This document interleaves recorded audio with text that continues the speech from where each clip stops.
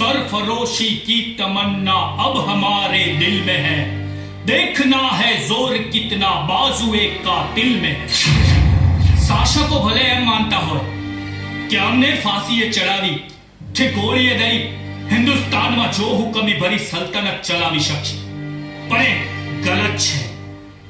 અમે મરશું પણ અમારા વિચારો નથી મરવાના.